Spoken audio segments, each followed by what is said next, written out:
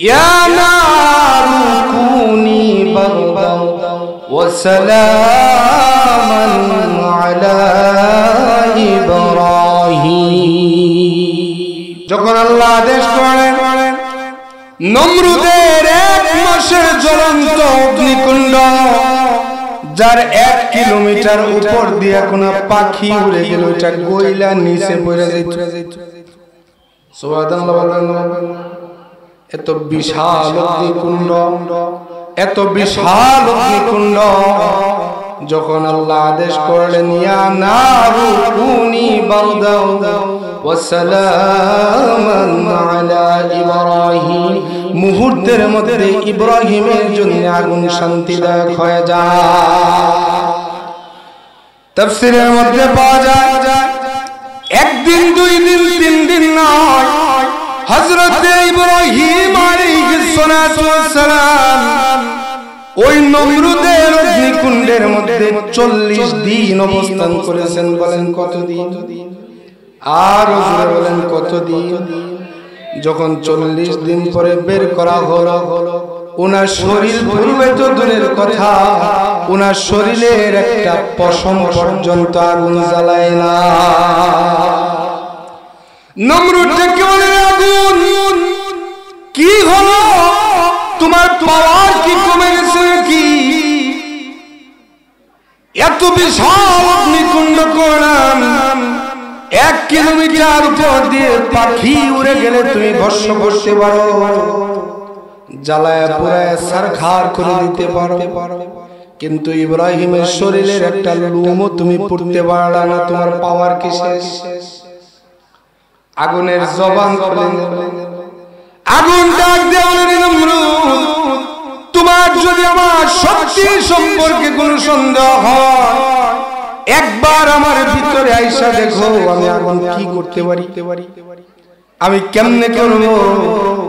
আমি আগুন যে মালিকের হুকুমে চলি, ওই মালিক তার জবান দিয়ে আমার নিষেধ করে দিছে।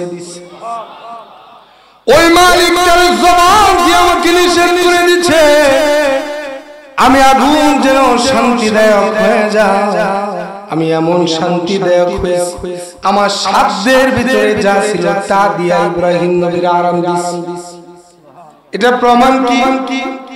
হযরত ইব্রাহিম নবীর জীবদ্দশায় উনাকে ওনার সঙ্গী সাথী উম্মতরা জিজ্ঞাসা করলো, নবী ইব্রাহিম আপনার জীবনে সবচাইতে সুখে কাটছে এমন দিন কোনটা? সবচেয়ে ভালো আপনি কাটাইছেন, আরামে কাটাইছেন এমন দিন কোনটা? হযরত ইব্রাহিম আলাইহিস সালাতু ওয়াস সালাম দেখে বলে, ও আমার উম্মত শুনো, আমি যে নমরুদের অগ্নিকুণ্ডের মধ্যে 40 দিন ছিলাম, আল্লাহর কসম করে বলি মায়ের পেট থেকে জমিনে আসার পরে আজও পর্যন্ত আমি এত আরামের দিন কাটাই না। ও মুসলমান, হযরত খাব্বাব রাদিয়াল্লাহু তাআলা ঈমানের জন্য এত নির্যাতিত হয়েছে, ওনার কোমরের গোশত চলে গেছে। হযরত ওমর ডেকে বলে, খাব্বাব আপনার কোমরের এই অবস্থা কেন? কোমরের মধ্যে গোশত কই? হযরত খাব্বাব ডেকে বলে, আমিরুল মুমিনিন ওমর, আমি কালেমা গ্রহণ করার কারণে আমার মুনিব আমাকে এত বেশি পরিমাণে নির্যাতন করেছে। উত্তপ্ত বালির উপরে পাথর গুলাকে গরম করিয়া ওইগুলা বিছানো, আর ওই উত্তপ্ত পাথরের উপরে আমাকে শোয়ায় দেওয়া। সুবহানাল্লাহ। উত্তপ্ত পাথরের উপরে আমাকে শোয়ানো হইতো। শুধু তাই নয়, জ্বলন্ত কয়লা গুলাকে একত্র করে ওইটার উপরে আমারে শোয়ায় দেওয়া। 4 হাত পা চারদিকে বেঁধে আমার বুকের উপরে ভারী পাথর দিয়া রাখা। আল্লাহর কসম করে বলি অনেক দিন এমন হয়েছে আমার কবরের গোশতগুলা গলিয়া গলিয়া ওই উত্তপ্ত আংরা নিভিয়া গেছে। উত্তপ্ত আংরাগুলা আমার কোমরের চর্বি গলে গলে ওইটা নিভে একবারে ঠান্ডা হয়ে গেছে। এই যে আমার কোমর থেকে গোশত গেল, আজও পর্যন্ত আমার কোমরে গোশত আসে না। হযরত ওমর ডেকে বলে, ও খাব্বাব, আমি জানি আপনি মুস্তাজাবুদ দাওয়াত, মহান আল্লাহর কাছে কোনো কিছু চাইলে আল্লাহ ফিরায় দেয় না। খাব্বাব গো, আপনি কেন আল্লাহর কাছে দোয়া করেন না মহান আল্লাহ যেন আপনার এই বিবশ কোমরটারে ভালো করে দেয়? হযরতে খাব্বাব চোখের পানি ছেড়ে দেয়, আমিরুল মুমিনিন ওমর, আল্লাহর কসম করে বলি এই দোয়া আমি আমার মৃত্যু পর্যন্ত আল্লাহর কাছে করব না, বরং অনুরোধ করি আমিরুল মুমিনিন আপনিও আমার জন্য এই দোয়া কইরেন। হযরত ওমর বলে, খাব্বাব কেন এই দোয়া আপনার জন্য করব না? আপনি কি চান না আপনি সুস্থ হন? হযরতে খাব্বাব কান্দে আর বলে, আমিরুল মুমিনিন, হাসরের কঠিন ময়দানে আল্লাহর সামনে যখন আমি দাঁড়ায় যাব, আমার মালিক যদি আমাকে ডেকে বলে, রে খাব্বাব, আমি তোমাকে জমিনের মধ্যে পাঠিয়েছিলাম আমার নবীর যুগে, কি করে আসছো আমার দ্বীনের জন্য, আমার নবীর জন্য? তোমার আমল নামা জমা দেও। আমার আমল নামা যখন আমি জমা দিব, আল্লাহ যদি বলে, রে খাব্বাব, তোমার জিন্দেগীর কোন আমল আমার কাছে চয়েস হয় না, যাও তোমার জাহান্নামে দিলাম, ওই সময় আমি আমার বিবশ কোমরটা আমার মালিকের সামনে তুলে ধরব আর চোখের পানি ছেড়ে ডেকে বলবো, আল্লাহ একবার কুদরতি নজর দিয়া তাকায় দেখো, আমি কিচ্ছু করতে পারি না, তোমার দ্বীনের জন্য ঈমানের উপরে অটল থাকতে গিয়া আমার কোমরের গোশতগুলা নিয়ে আসি নাই, জমিনে রেখে আসছি। মালিক এই বিবশ কোমরের খাতিরে আমারে তুমি মাফ করে দাও। আমি আপনাদের সামনে যে আয়াতে কারিমা তেলাওয়াত করেছি, আমরা অন্যদিকে আলোচনা প্রবাহিত না করে আমাদের বিষয়ের উপরে আমরা আলোচনা করব ইনশাআল্লাহ। আমি আপনাদের সামনে যে সূরা থেকে আলোচনা করেছি, এই সূরার নাম কি বলছিলাম বলেন? সূরাতুল হামিম সিজদা, যে সূরাকে আবার সূরাতুল ফুসসিলাত বলেও ডাকা হয়। এই সূরার কি পাওয়ার, কি মর্যাদা, কদর, এই সূরার মর্যাদা সম্পর্কে, এই সূরার শানে নুজুল সম্পর্কে আপনারা যদি কিছু শুনেন তাহলে আপনি বুঝতে পারবেন যে সূরা নিয়ে আজকে আমরা আলোচনা করব, যে সূরা 30 নম্বর আয়াত নিয়ে আমরা আলোচনা করব, ওইটা সাধারণ কোন সূরা না। কি বলেন, দরকার আছে না নাই? আল্লাহ নবী রাহমাতুল লিল আলামিনের জীবনের প্রথম দিকের সূরা এটা, মক্কায় থাকতে নাযিল হয়েছে। কি বলেন, রাসূলের মক্কার জীবনটা কি খুব আরামে ছিল না কষ্টে ছিল? চরম কষ্টের মধ্যে।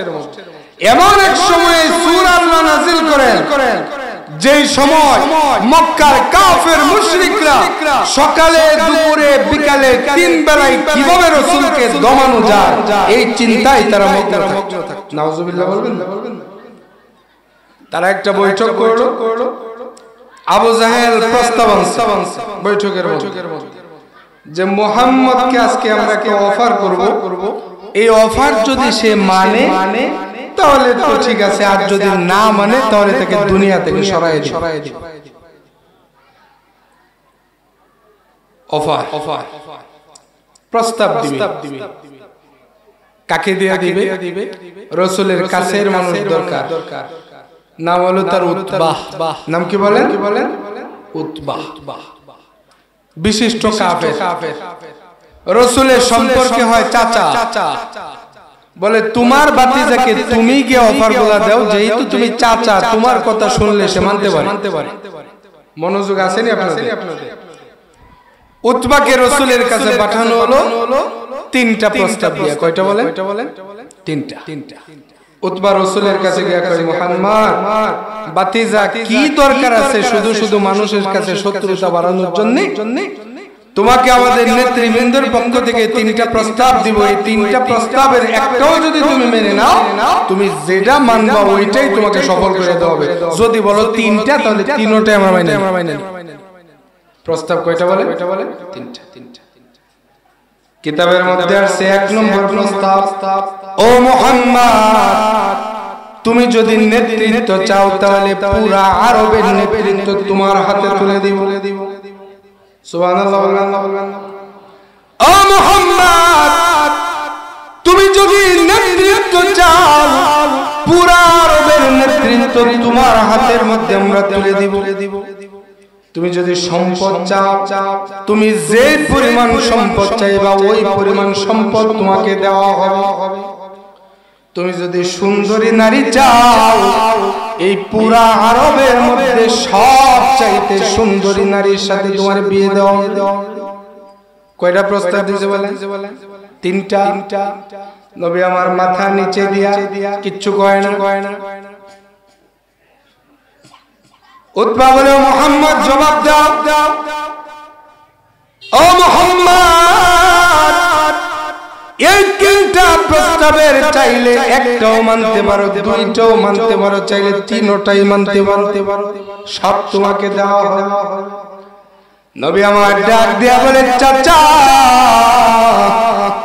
প্রস্তাব মানবো কিনা না মানবো এটা আমি পরে বলবো উতবা বলে কেন পরে মানবা যে ওইটার জন্য পরে মানবা আগে বলেন বিনিময়ে আপনি আমার কাছে কি চান কি বলেন এমনিতেই কেউ কাউরে কিছু দেয় কি বলেন দেয় না তো আপনার প্রস্তাব যদি আমি মানি তাহলে বিনিময়ে আপনি আমার কাছ থেকে কি চাইবেন বিনা শর্তে সর আপনি আমাকে এগুলো দিবেন না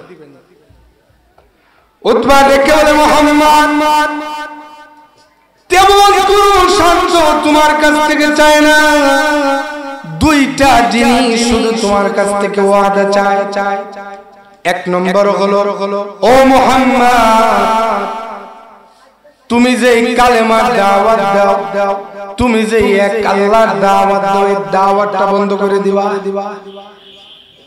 নাউজুবিল্লাহ বলবেন না ও মুহাম্মদ তুমি যে কালেমার দাওয়াত দাও ওই কালেমার দাওয়াত তুমি বন্ধ করে দিবা দুই নম্বর হলো মুহাম্মদ তোমার উপরে নাকি কোরআন নাযিল হয় এই কোরআনের তেলাওয়াত আর কোনদিন করতে পারবে না কি বলেন সহজ সত্য না একবারে সহজ নবীজি ডাক দেয়া বলে চাচা আমার কাছে যে কোরআন নাযিল হয় এই কোরআনের মধ্যে আমার মালিক কি বলছে আপনি শুনছেন কোনদিন বলে না তোমার কোরআন শোনা তো আমার জন্য নিষেধ কেমনে শুনবো কয় তাহলে বসেন আমি আপনার সামনে কোরআনুল কারীম থেকে একটা মাত্র সূরা তেলাওয়াত করব চাচা ওই সূরা তেলাওয়াত করার পরে আপনার কাছে যদি মনে হয় ওইটা আমার বানানো কোরআন তাহলে আর কোনদিন তেলাওয়াত করব না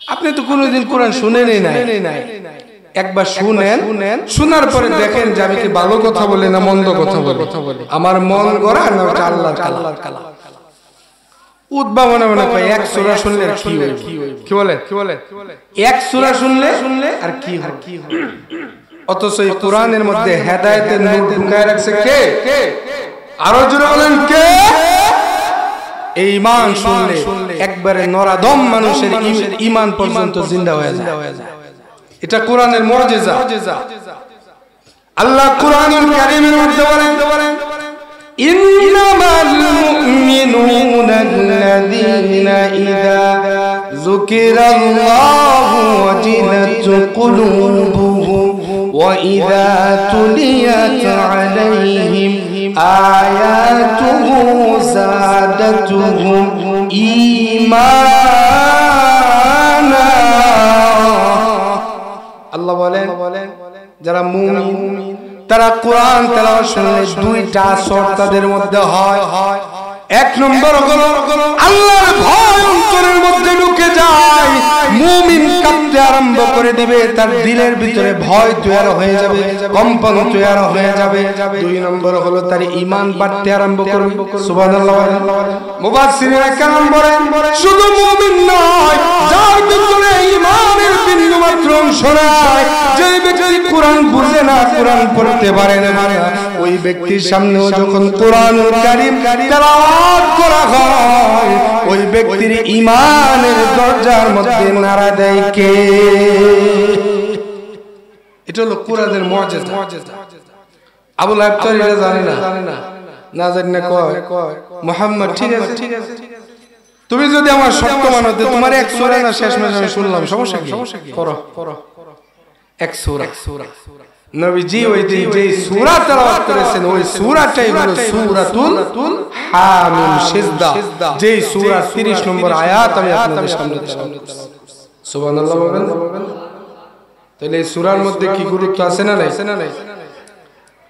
আবু লাহাবের সামনে রাসূল তেলাওয়াত শুরু করলেন, সূরাতুল হামিম সিজদা তেলাওয়াত করেন। পুরা সূরা তেলাওয়াত করা সম্ভব হয় না। এর আগে তাকায় দেখে আবু উতবা একবার ছোট মুরগির বাচ্চা যেমন শীতের রাতে বাইরে রাখলে এভাবে কাঁপে, উতবার সামনে যখন সূরাতুল হামিম সিজদা তেলাওয়াত করা হয়, এই ছোট মুরগির বাচ্চার মতো কাঁপতে আরম্ভ করছে। সুবহানাল্লাহ। নবীজি তেলাওয়াত বন্ধ করে দিলেন, ডাক দিয়ে বলে চাচা আপনি আমার কাছে যে তিন প্রস্তাব দিয়েছেন বিনিময়ে দুইটা জিনিস আমার কাছে চাইছেন, এবার আপনি জবাব নেওয়ার জন্য প্রস্তুত হন। আল্লাহর কসম করে বলি যার হাতে আমার জান এবং প্রাণ, ও চাচা দুনিয়ার সম্পদ কেন, আকাশের সূর্য যদি আমার এক হাতে, আকাশের চন্দ্র যদি আরেক হাতে, দুইটার দুই হাতে যদি দেয়া দেন, আল্লাহর কসম করে বলি 1 সেকেন্ডের জন্য আমি কালেমার দাওয়াত বন্ধ করব না। 1 সেকেন্ডের জন্য কালেমার দাওয়াত বন্ধ করব। আর যে কোরআন আমার উপরে নাযিল হয়, আমার জীবন চলে গেলে ওই কোরআনের তেলাওয়াত আমি বন্ধ করব না, মৃত্যুর আগ পর্যন্ত তেলাওয়াত। কিতাবের মধ্যে আছে উতবা এই জবাব শুনে আর কোরআনের তেলাওয়াত শুনে কাঁপতে কাঁপতে রাসূলের সামনে দিকে উঠে চলে গেছে, দিছে দৌড়। গেছে কার কাছে? আবু জাহেলের কাছে। এটা হলো সব শয়তানের গুডাউন, হলো আবু জাহেল। সব শয়তানের কি গুডাউন। আমরা তো খালি গালি দেন, বালা মানুষের গালি দেন, আবু জাহেল দিতেন না। তো বিরক্তি প্রকাশ করলে মুমিনের উপরে করেন কেন? আবু জাহেলের উপরে করেন। আবু জাহেলের উপরে বিরক্তি প্রকাশ করলেও আল্লাহ খুশি হয়। কি বলেন? ভুল বলছি নাকি? আপনি আবু জাহেলের উপরে বিরক্তি প্রকাশ করলেও আল্লাহ খুশি হয়। আবু জাহেলের বাড়ি থেকে প্রস্রাব করে তুইলে আল্লাহ খুশি হয়। এজন্য হাজিরা যখন হজ করতে যায় না, আবু জাহেলের বাড়ির উপরে তো সৌদি সরকারের টয়লেট বানিয়ে দিয়েছে, পায়খানা না ধরলেও বই একটু কোথায় পায়খানা তো ইচ্ছা না থাকলে করা যায় না, ব্যাগ না হইলে করা যায় না, কিন্তু প্রস্রাব দুই কষ্ট করে কইরা যায়। হাসরের দিন দাঁড়ায় কইরা যে আল্লাহ তোমার নবীর দুশমনের বাড়ি থেকে প্রস্রাব করেছি। কি বলেন? ঠিক না? আপনারা তো এই যে প্যান্ডেল বইরে গেছে, এখন মানুষ এলে বইব, আর এদিকে তো ফাঁকি রাখছে, একটু আগান না, একটু সামনের দিকে খেয়াল করবেন। এখন আসুন আবু জাহেলের কাছে উতবা গেছে, গিয়া বলে আবু জাহেল আমারে তো পাঠাইছো মুহাম্মদের কাছে 3 শর্ত দেওয়ার জন্য, দেখো আমার শরীরে জ্বর আইছে। আবু জাহেল দেখে বলে উতবা কি ব্যাপার, তুমি এমন ভাবে কাঁপতেছো কেন? তোমার উপর কি মুহাম্মদ আক্রমণ করছে? বলে না না না আক্রমণ করে নাই। তাহলে কেন কাঁপতেছো?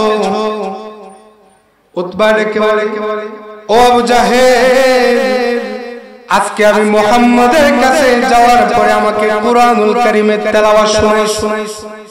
আল্লাহর কসম করে বলি, যেই তেলাওয়াত আমি শুনেছি ওইটা কোনো মানুষের বাণী হতে পারে না, ওইটা কোনো জিনের বাণী হতে পারে না, ওইটা আল্লাহর কালাম ছাড়া আর কিচ্ছু না। আমি গ্যারান্টি দিয়ে বলতে পারি, যেই কোরআন মুহাম্মাদের উপরে নাজিল হয় ওই কোরআনের প্রভাব একদিন বহু মানুষের উপরে বিস্তার করবে। দুনিয়ার কোন মানুষের শক্তি নাই ওই কোরআনের প্রভাব থেকে কাউরে দূরে রাখা। এবার সে চিন্তা করে কেমন ভাবে আটকানো যায়। সালিশের মধ্যে বৈঠক করছে, আইন জারি করছে। আইন কি জারি করছে? আইন জারি করছে।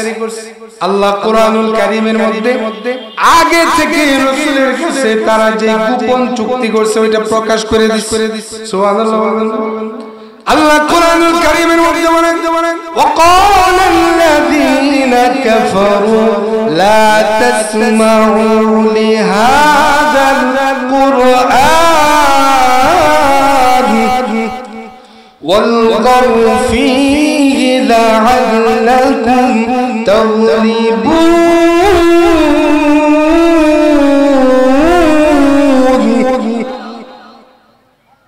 তারা বৈশা গোপন চুক্তি করছে। আল্লাহ এই চুক্তি জিবরাইল দিয়ে আগে প্রকাশ করে দিয়েছে।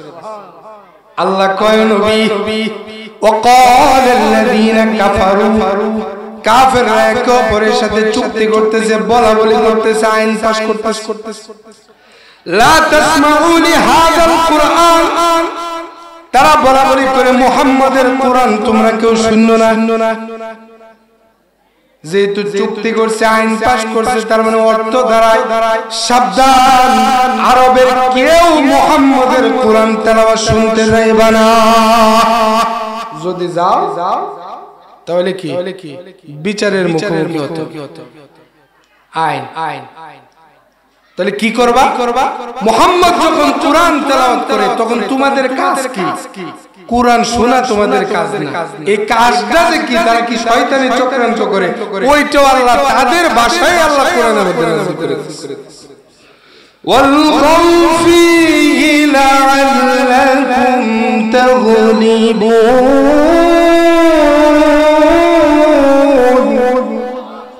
আল্লাহ বলে তারা একে অপরের সাথে পরামর্শ করে সিদ্ধান্ত নিছে ওয়ালগাউ ফীহি লাআল্লাকুম তাগলিবুন।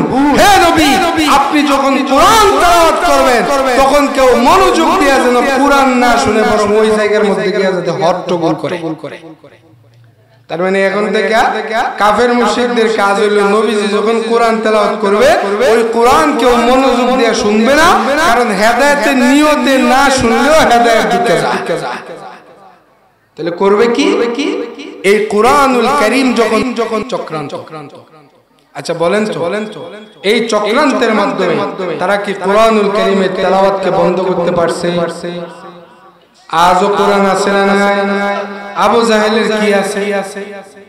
ওয়ারিসদার আছে, বংশ পরম্পরায় আজও নবীর বংশধর আছে না নাই? উম্মত আছে না নাই? আবু জাহেলের বংশ নাই, আবু জাহেলের উম্মত নাই। আশ্চর্যের বিষয়, এত বড় লিডার পৃথিবী থেকে বিদায় হয়ে চলে গেল। আজকে এই 1450 বছরের ভিতরে আবু জাহেল নাম কোন কাফের মুশরিক আবু জাহেলকে পছন্দ করে ভালোবাসা রাখছে এমন আমি শুনিনি। আপনারা শুনছেন? কি বলেন, শুনছেন? আর কোনদিন রাখবে। এখন আসুন তাহলে এই সূরার কি মূল্য আছে না নাই? সূরার পাওয়ার আছে না নাই? এখন আসুন আল্লাহ এই আয়াতের মধ্যে কি বলেছেন? আল্লাহ বলেন ইন্নাল্লাযীনা ক্বালু রাব্বুনাল্লাহ, নিশ্চয় যারা বলবে যে আমার রব হলো আল্লাহ। রবকে বলেন যারা বলে আমাদের রব হলো আল্লাহ, রবকে বলেন, আরো জোরে বলেন, ওয়ালা যিকরুল্লাহি আকবার, আরো জোরে বলেন, আমাদের রব হলো আল্লাহ। যারা বলে আমাদের রব আল্লাহ, সুম্মাস্তাকামু, এবং যে রব যে বলছে আল্লাহ, এই কথার উপরে ইস্তেকামাত থাকে, অটল থাকে, অবিচল থাকে, দৃঢ় থাকে, শক্তভাবে দাঁড়িয়ে থাকে। নাকি এমন যে সকালে ঈমান আনছি, বিকেলে আবার ছেড়ে দিছি। ঈমান আনার পরে কেউ গলার মধ্যে ছুরি ধরে যদি কয় যে ঈমান ছাড়, না হলে মাইরা তাহলে আমরা যারা মুমিন আমাদের উচিত কি হবে? ঈমান ছাড়া না জীবন ছাড়া? কি বলেন? কি ছাড়া আসেন বুঝা কইছেন? আমরা তো কয়েক টাকার কাছে আমাদের ঈমান বিক্রি করে দেই। কয়েকটা টাকা যদি কেউ দেয় তাহলে আমাদের ঈমান কি বিক্রি করে দেয়। সামান্য সিপাই বইল ঈমান বিক্রি করে দেয়। চা খাওয়াইলো দেয়। এই যে চা খাইবেন, গুসকুর, মদকুর, জুয়াকুর, ফেন্সিডিল করে গিয়ে আপনি দিবেন বুট। তাহলে ঈমান আছে না গেছে? কি বলেন, আছে না গেছে? আপনি খারাপ মানুষের সমর্থন করবেন, এমন ব্যক্তি যার ভিতরে ঈমানের সিটা বাটা নাই, আপনি তাকে সমর্থন করার কারণে তার সাথে আপনার আসো দিয়েন, ভালো করে বলবেন। কারে দিবেন? আওয়ামী লীগ, বিএনপি, আমি কই না। আমার কথা হইলো আপনার দৃষ্টিতে যেই ব্যক্তিকে ভোট দিলে কোরআন এবং হাদিস এবং আল্লাহ দ্বীনের হেফাজত হবে, ওই ব্যক্তিকে আপনারা ভোট দিবেন। ঠিক কিনা বলেন? নির্বাচন সামনে আসছে তো, এজন্য নির্বাচনের কিছু কথা। ও মুসলমান, আল্লাহ থেকে বলেন বান্দা, ঈমান আনার পরে ঈমানের উপরে যদি ইস্তেকামত থেকে বিদায় হতে পারো, বান্দারে আমি আল্লাহ তোমাকে পুরস্কার থেকে নিরাশ করব না। পুরস্কার দুনিয়াতেও দিব, আখিরাতেও। আর বলেন দুনিয়াতেও দিব, আখিরাতেও দিব। কি পুরস্কার? তাতানাজ্জালু আলাইহিমুল মালাইকা, ওই ব্যক্তিদের কাছে মহান আল্লাহ ফেরেশতা নাজিল করে। সুবহানাল্লাহ, বাড়িতে গিয়ে বলবেন। আ মুসলমান, কোন ব্যক্তি ঈমানের পরে মৃত্যু পর্যন্ত যদি ঈমানের উপর ইস্তেকামত থাকতে পারে, মহান আল্লাহ ওই ব্যক্তির মৃত্যুর পূর্বে তার কাছে ফেরেশতা পাঠায় দেয়। কেন পাঠায় জানেন? তাকে সুসংবাদ দেওয়ার জন্য। কি দেওয়ার জন্য বলেন? আর বলেন কি দেওয়ার জন্য? সুসংবাদ দেওয়ার জন্য। কি সুসংবাদ দেয়? আল্লাহ কুরআনুল কারীমের মধ্যে বলেন, ওই ফেরেশতারা এসে বান্দাকে ডেকে বলেন, আল্লাহ তাখাফু ওয়া লা তাহজানু ওয়া আবশিরু বিল জান্নাতিল্লাতী কুনতুম তুআদুন।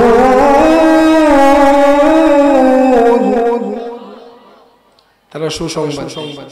এক নম্বর সুসংবাদ হলো আল্লাহ তাখাফু, ও বান্দা তোমার কোনো ভয় নাই, তোমার কোনো ভয় নাই।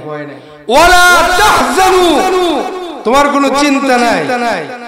ওয়া আবশিরু বিল জান্নাহ, জান্নাতের সুসংবাদ গ্রহণ করো। কোন জান্নাত? وأبشروا بالجنة التي كنتم توعدون التي كنتم توعدون ও বান্দা, যে জান্নাতের ওয়াদা আল্লাহ তোমার কাছে করেছেন, ওই জান্নাতের সুসংবাদ তুমি গ্রহণ করো। বলুন সুবহানাল্লাহ। ও মুসলমান, আমার ব্যাখ্যা বুঝুন। ঈমান আনার পরে ঈমানের উপরে ইস্তেকামত থাকা, এর মর্মার্থ কি? কেমন ভাবে থাকতে হবে?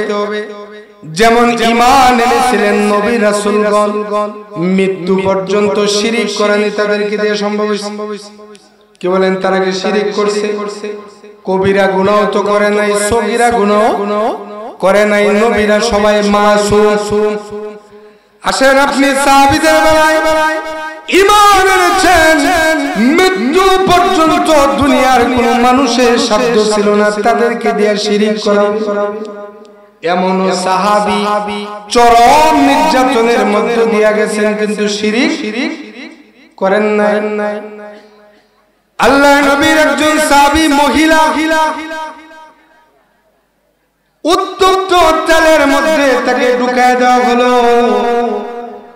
তেলের মধ্যে দেওয়ার আগে তাকে ডাক দিয়ে বলা হলো, আল্লাহর বান্দি, এই মুহূর্তে যদি তুমি কালেমা না ছাড়ো তাহলে উত্তপ্ত তেলের মধ্যে তোমাকে ছেড়ে দেওয়া হবে।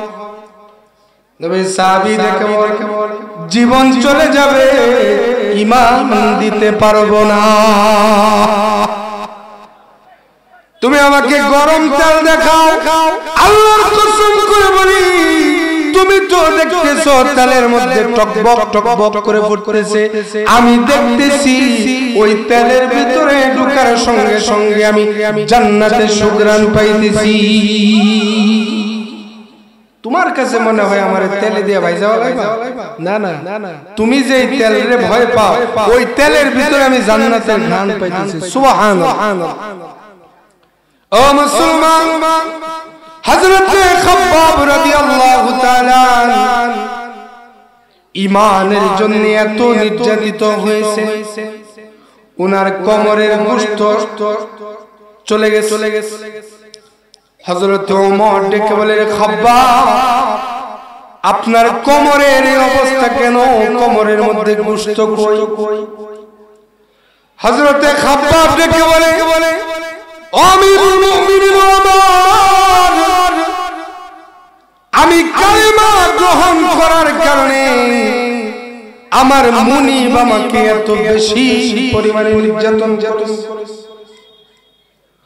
উত্তপ্ত বালির উপরে পাথর গুলাকে গরম করিয়া ওইগুলা বিছানো হইতো, আর ওই উত্তপ্ত পাথরের উপরে আমাকে শোয়ায় দেওয়া হইতো। সুবহানাল্লাহ। উত্তপ্ত পাথরের উপরে আমাকে শোয়ানো হইতো। শুধু তাই নয়, জ্বলন্ত কয়লা গুলাকে একত্র করে ওইটার উপরে আমারে শোয়ায় দেওয়া হইতো। চার হাত পা চারদিকে বেঁধে আমার বুকের উপরে ভারী পাথর দিয়ে রাখা। আল্লাহর কসম করে বলি অনেক দিন এমন হয়েছে আমার কোমরের গোশত গুলা গলিয়া গলিয়া ওই উত্তপ্ত আংরা নিভিয়া গেছে। উত্তপ্ত আংরা গুলা আমার কোমরের চর্বি গলে গলে ওইটা নিভে একবারে ঠান্ডা হয়ে গেছে। এই যে আমার কোমর থেকে গোশত গেল, আজও পর্যন্ত আমার কোমরে গোশত আসে না। হযরত ওমর ডেকে বলে, ও খাব্বাব আমি জানি আপনি মুস্তাজাবুদ দাওয়াত, মহান আল্লাহর কাছে কোনো কিছু চাইলে আল্লাহ ফিরায় দেয় না। খাব্বাব গো, আপনি কেন আল্লাহর কাছে দোয়া করেন না মহান আল্লাহ যেন আপনার এই বিবশ কোমরটারে ভালো করে দেয়? হযরত খাব্বাব চোখের পানি ছেড়ে দেয়। আমিরুল মুমিনিন ওমর, আল্লাহর কসম করে বলি এই দোয়া আমি আমার মৃত্যু পর্যন্ত আল্লাহর কাছে করব না, বরং অনুরোধ করি আমিরুল মুমিনিন আপনিও আমার জন্য এই দোয়া কইরেন। হযরত ওমর বলে, খাব্বাব কেন এই দোয়া আপনার জন্য করব না? আপনি কি চান না আপনি সুস্থ হন? হযরত খাব্বাব কান্দে আর বলে, আমিরুল মুমিনিন হাসরের কঠিন ময়দানে আল্লাহর সামনে যখন আমি দাঁড়ায় যাব, আমার মালিক যদি আমাকে ডেকে বলে, রে খাব্বাব আমি তোমাকে জমিনের মধ্যে পাঠিয়েছিলাম আমার নবীর যুগে, কি করে আসছো আমার দ্বীনের জন্য, আমার নবীর জন্য? তোমার আমলনামা জমা দাও। আমার আমলনামা যখন আমি জমা দিব, আল্লাহ যদি বলে, রে খাব্বাব তোমার জিন্দেগীর কোন আমল আমার কাছে চয়েস হয় না, যাও তোমার জাহান্নামে দিলাম।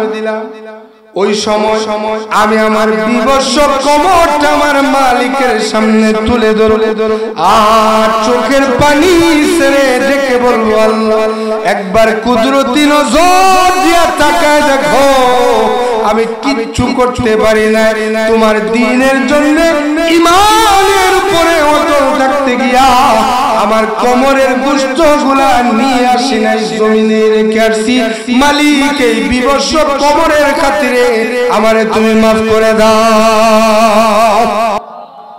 ও আমিরুল মুমিনিন, আপনি বলতেছেন এটার জন্য দোয়া করতে, আমি তো আমার নাজাতে উসিলা হিসাবে আমার এই বিবস্ত্র কোমরকে আমি দেখি। সুবহানাল্লাহ। ইমানের অগ্নি পরীক্ষা। হযরতে বেলালকে কি পরিমাণ নির্যাতন করা হয়েছে আপনারা সবাই জানেন। ওনার জিহ্বার মধ্যে পর্যন্ত পেরেক দেওয়া হয়েছে আল্লাহু আহাদ বলে জিকির করার কারণে। এক আল্লাহকে মানার কারণে ওনার জিহ্বার মধ্যে পেরেক ঢুকায় দেওয়া হয়েছে। ওনাকে পাগলা ঘোড়ার সাথে বেঁধে আরবের উত্তপ্ত জমিনের উপরে ছেঁচড়ানো হয়েছে। ঈমান কাকে বলে? একদিন হযরতে আবু বকর রাদিয়াল্লাহু তাআলা রাস্তা দিয়ে যাইতেছে, তাকায় দেখে হযরতে বেলালকে তারা নির্যাতন করে রাস্তার এক পাশে ফেলে রেখে চলে গেছে। চেহারার দিকে তাকানো যায় না, সমস্ত শরীর ছিলে গেছে, রক্ত বের হইতেছে। হযরতে বেলাল ক্ষুধার্ত অবস্থায় কাতর হয়ে একটা রাস্তার কুকুরও এমন ভাবে পড়ে থাকে যেভাবে পড়ে আছে। এই অবস্থার মধ্যে হযরতে আবু বকর হযরতে বেলালের কাছে গিয়া শুনে হযরতে বেলাল জিকির করে আল্লাহু আহাদ, সুবহানাল্লাহ। এই অবস্থায় তিনি জিকির বন্ধ করেন। কিতাবের মধ্যে আছে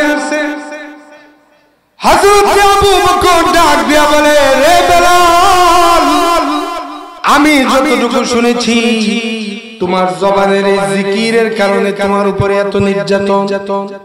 বেলাল, এত জোরে জোরে জিকির না করে কি আস্তে করা যায় না? জিকির তো আস্তে করলো আল্লাহ শুনে। তাহলে কেন এত জোরে জোরে জিকির করো? তোমার জিকিরের কারণে নির্যাতনের মাত্রা তো দিন দিন শুধু বাড়তেই আছে। হযরতে বেলাল চোখের পানি ছেড়ে দেয়, আবু বকরকে ডাক দিয়া বলে, আবু বকর, উমাইয়া যখন আমার উপরে নির্যাতন করে, আমার উপরে যখন জুলুম করে, সে তো আর আমারে ডাক্তার এনে চিকিৎসা করায় না। তুমি জানো নি আমার এই যন্ত্রণা থেকে মুক্তি পাওয়ার জন্য ঔষধ হলো আল্লাহর জিকির। আল্লাহর কসম করে বলি, আবু বকর, আমার উপরে আরবের মানুষগুলো যখন নির্যাতন করে, আমার যখন খুব কষ্ট হয়, ব্যথা হয়, আমি আমার মাওলার জিকির যখন জোরে জোরে করি, আল্লাহর কসম করে বলি, এক মুহূর্তের জন্য ব্যথা অনুভব করি না। আমার জিকির বন্ধ করে দিলে আমার ব্যথা হয়, কিন্তু জিকির চালু রাখলে আমার শরীরে কোনো ব্যথা লাগে না। আল্লাহ কোরআনুল কারীমের মধ্যে বলেন, ইয়া আইয়ুহাল্লাযীনা আমানু কুরুল্লাহা যিকরান কাসীরা।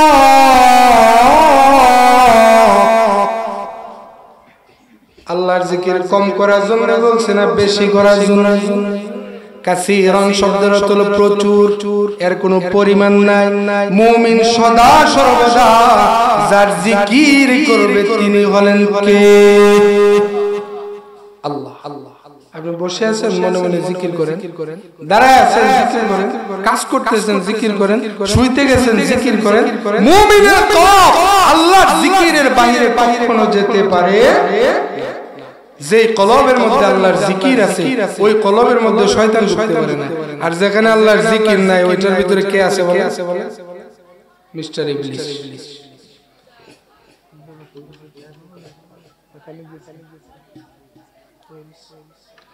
এখন আসুন, আমি খুব সংক্ষেপে শেষ দেব। আপনারা যদি একটু ধৈর্য ধরে যদি বসেন, উঠে যাবেন নাকি? এই যে সুন্দর একটা পরিবেশ, এই পরিবেশটা যেন কায়েম থাকে।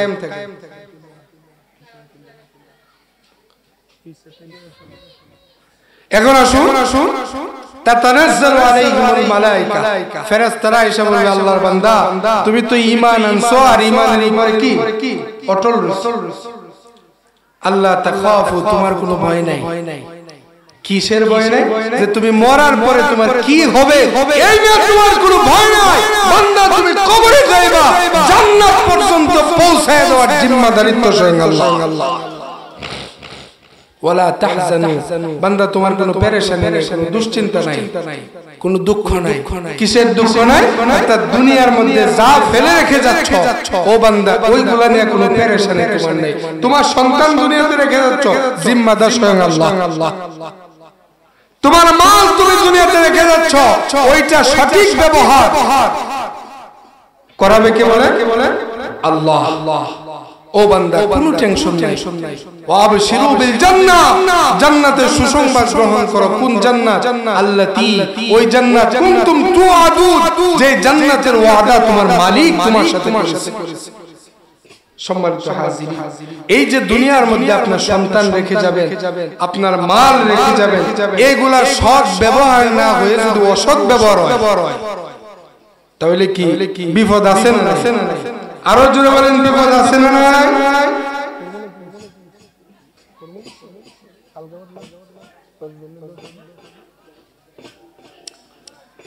আপনার সন্তান যদি আপনার মৃত্যুর পরবর্তীতে গুনার কাজে লিপ্ত হয়, আপনি সন্তানকে দিন শিক্ষা না দেওয়া যাওয়ার কারণে কবরে থেকে সদকা জারিয়া গুনাহ আপনার আছে না নাই?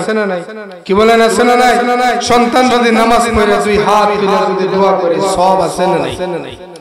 আপনার যে সম্পদ আপনি রেখে যাবেন, এই সম্পদ যদি মসজিদ মাদ্রাসায় দান হয়, এর সব যেমন আপনি কবরে পাইবেন, ওইটা দিয়ে যদি আপনার সন্তান জুয়া খেলে আর মদ খায়, তাহলে গুনাহ আছে না? তাহলে মারা যাওয়ার পরে কি আর কারো উপরে কোনো কর্তৃত্ব চলে? কি বলেন, চলেনিও? কর্তৃত্ব চলে।